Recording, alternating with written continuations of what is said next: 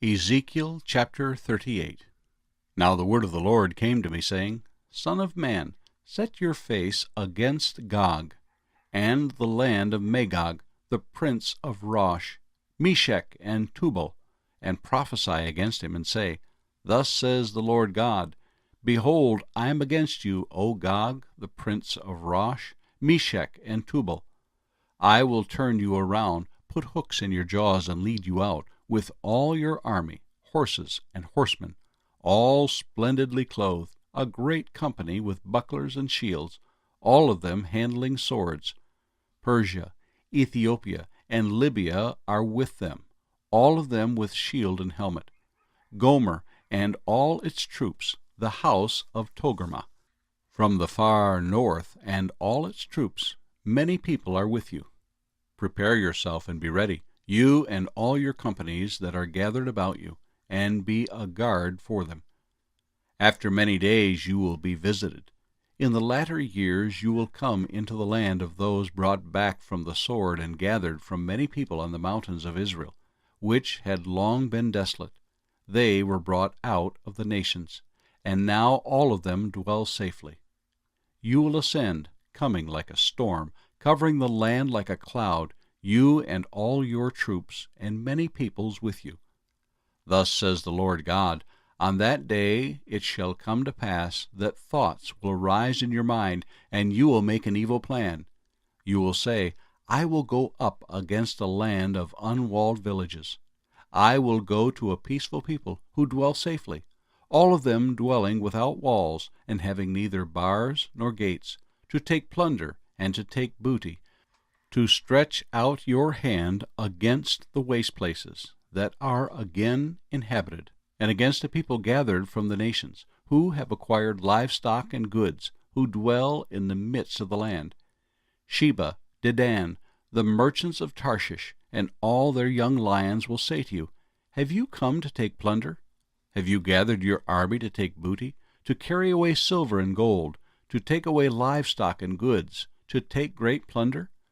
Therefore, Son of man, prophesy, and say to Gog, Thus says the Lord God, On that day when my people Israel dwell safely, will you not know it? Then you will come from your place, out of the far north, you and many peoples with you, all of them riding on horses, a great company and a mighty army. You will come up against my people Israel like a cloud to cover the land.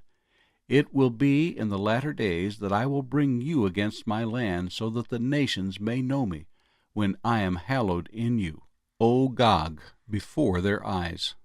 Thus says the Lord God, Are you he of whom I have spoken in former days by my servants the prophets of Israel, who prophesied for years in those days that I would bring you against them? And it will come to pass at the same time when Gog comes against the land of Israel, says the Lord God, that my fury will show in my face. For in my jealousy and in the fire of my wrath I have spoken.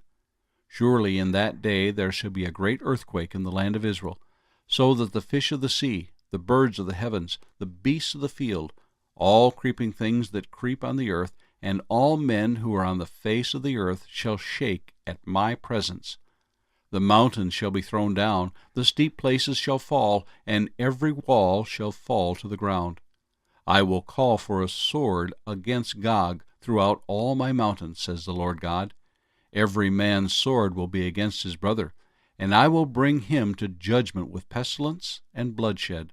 I will rain down on him, on his troops, and on the many peoples who are with him, flooding rain, great hailstones, fire and brimstone. Thus I will magnify myself and sanctify myself, and I will be known in the eyes of many nations. Then they shall know that I am the Lord. Ezekiel chapter 39. And you, Son of man, prophesy against Gog, and say, Thus says the Lord God, Behold, I am against you, O Gog, the prince of Rosh, Meshech and Tubal, and I will turn you around and lead you on, bringing you up from the far north, and bring you against the mountains of Israel. Then I will knock the bow out of your left hand, and cause the arrows to fall out of your right hand. You shall fall upon the mountains of Israel, you and all your troops, and the peoples who are with you. I will give you to birds of prey of every sort, and to the beasts of the field to be devoured. You shall fall on the open field, for I have spoken, says the Lord God. And I will send fire on Magog, and on those who live in security in the coastlands. Then they shall know that I am the Lord. So I will make my holy name known in the midst of my people Israel, and I will not let them profane my holy name any more. Then the nations shall know that I am the Lord, the Holy One in Israel. Surely it is coming, and it shall be done, says the Lord God. This is the day of which I have spoken. Then those who dwell in the cities of Israel will go out and set on fire and burn the weapons, both the shields and bucklers, the bows and arrows, the javelins and spears, and they will make fires with them for 7 years. They will not take wood from the field, nor cut down any from the forest, because they will make fires with the weapons, and they will plunder those who plundered them, and pillage those who pillaged them, says the Lord God. It will come to pass in that day that I will give Gog a burial place there in Israel, the valley of those who pass by east of the sea, and it will obstruct travelers, because there they will bury Gog and all his multitude. Therefore they will call it the valley of Hamon Gog. For 7 months the house of Israel will be burying them, in order to cleanse the land. Indeed, all the people of the land will be burying, and they will gain renown for it on the day that I am glorified, says the Lord God. They will set apart men regularly employed, with the help of a search party, to pass through the land and bury those bodies remaining on the ground, in order to cleanse it. At the end of 7 months they will make a search. The search party will pass through the land, and when anyone sees a man's bone, he shall set up a marker by it, till the buriers have buried it in the valley of Hamon Gog. The name of the city will also be Hamanah. Thus they shall cleanse the land. And as for you, son of man, thus says the Lord God, speak to every sort of bird and to every beast of the field. Assemble yourselves and come. Gather together from all sides to my sacrificial meal, which I am sacrificing for you, a great sacrificial meal on the mountains of Israel, that you may eat flesh and drink blood. You shall eat the flesh of the mighty, drink the blood of the princes of the earth, of rams and lambs, of goats and bulls, all of them fatlings of Bashan. You shall eat fat till you are full, and drink blood till you are drunk, at my sacrificial meal which I am sacrificing for you. You shall be filled at my table with horses and riders, with mighty men, and with all the men of war, says the Lord God. I will set my glory among the nations. All the nations shall see my judgments which I have executed, and my hand which I have laid on them. So the house of Israel shall know that I am the Lord their God from that day forward. The Gentiles shall know that the house of Israel went into captivity for their iniquity, because they were unfaithful to me. Therefore I hid my face from them. I gave them into the hand of their enemies, and they all fell by the sword. According to their uncleanness and according to their transgressions I have dealt with them, and hidden my face from them. Therefore thus says the Lord God, now I will bring back the captives of Jacob, and have mercy on the whole house of Israel, and I will be jealous for my holy name. After they have borne their shame, and all their unfaithfulness, in which they were unfaithful to me, when they dwelt safely in their own land, and no one made them afraid, when I have brought them back from the peoples, and gathered them out of their enemies' lands, and I am hallowed in them in the sight of many nations, then they shall know that I am the Lord their God, who sent them into captivity among the nations, but also brought them back to their land, and left none of them captive any longer. And I will not hide my face from them any more, for I shall have poured out my Spirit on the house of Israel, says the Lord God. Ezekiel chapter 40.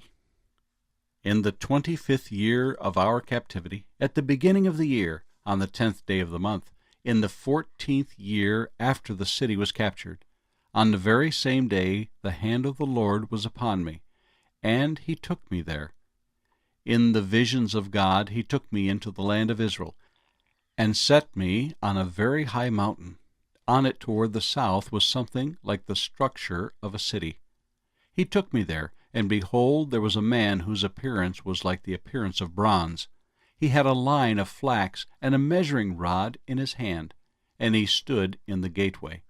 And the man said to me, Son of man, look with your eyes and hear with your ears, and fix your mind on everything I show you, for you were brought here so that I might show them to you. Declare to the house of Israel everything you see. Now there was a wall all around the outside of the temple.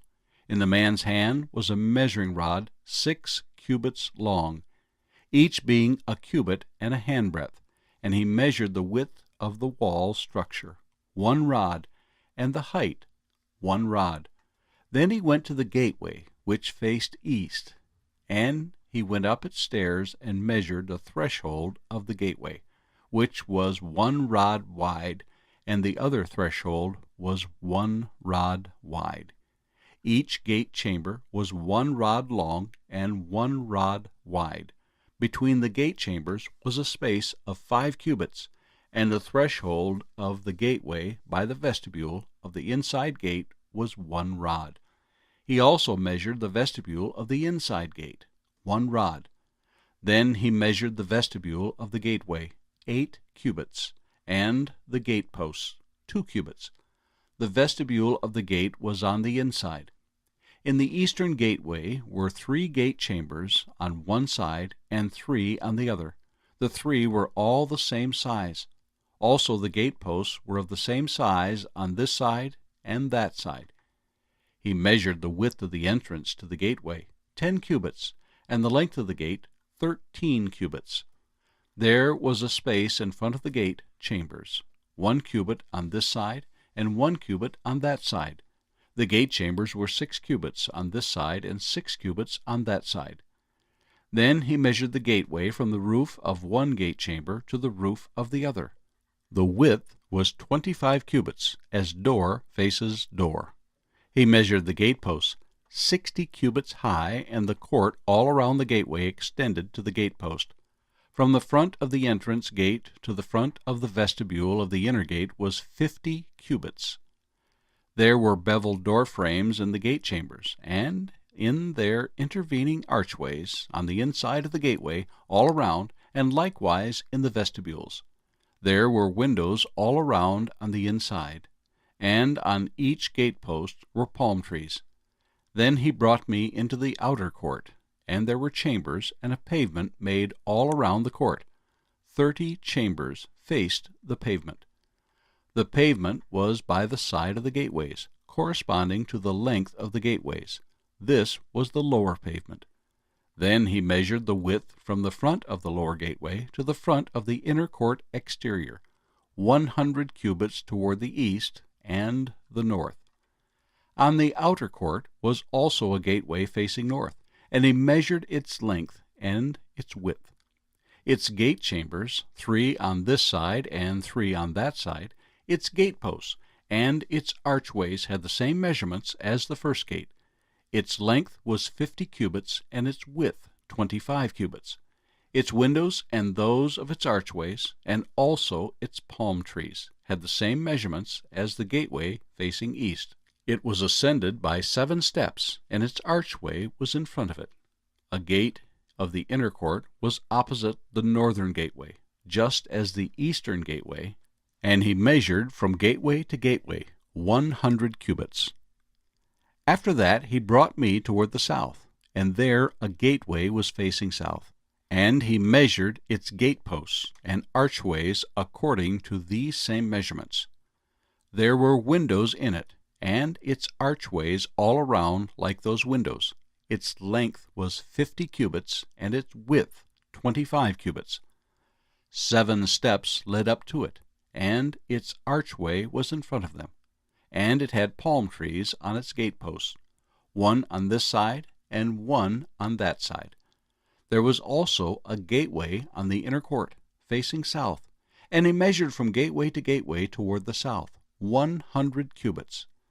Then he brought me to the inner court through the southern gateway. He measured the southern gateway according to these same measurements. Also its gate chambers, its gateposts, and its archways were according to these same measurements.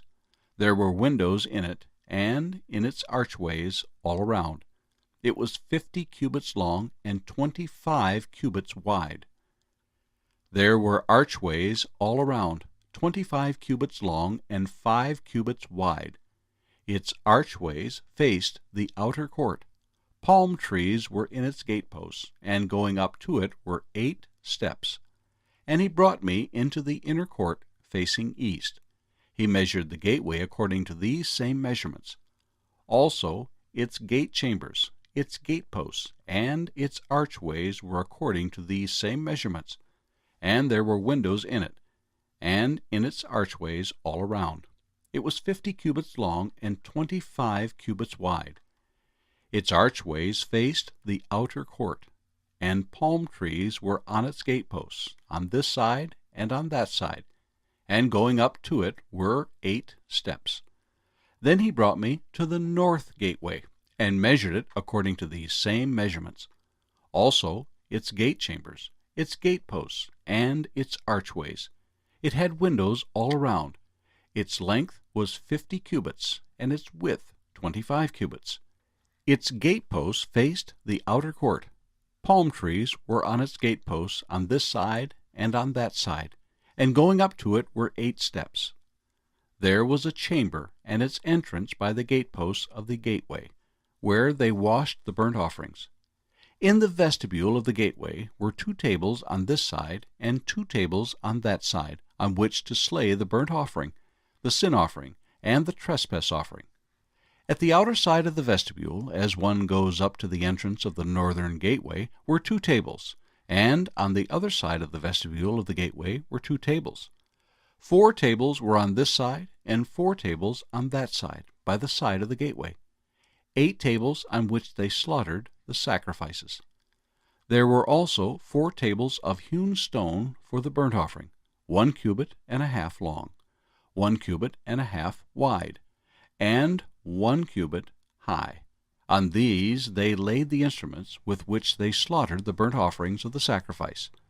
Inside were hooks, a handbreadth wide, fastened all around, and the flesh of the sacrifices was on the tables. Outside the inner gate were the chambers for the singers in the inner court, one facing south at the side of the northern gateway, and the other facing north at the side of the southern gateway. Then he said to me, This chamber, which faces south, is for the priests who have charge of the temple. The chamber which faces north is for the priests who have charge of the altar. These are the sons of Zadok, from the sons of Levi, who come near the Lord to minister to him. And he measured the court, 100 cubits long and 100 cubits wide, 4 square. The altar was in front of the temple. Then he brought me to the vestibule of the temple, and measured the doorposts of the vestibule, 5 cubits on this side, and 5 cubits on that side. And the width of the gateway was 3 cubits on this side, and 3 cubits on that side. The length of the vestibule was 20 cubits, and the width 11 cubits, and by the steps which led up to it there were pillars by the doorposts, one on this side and another on that side.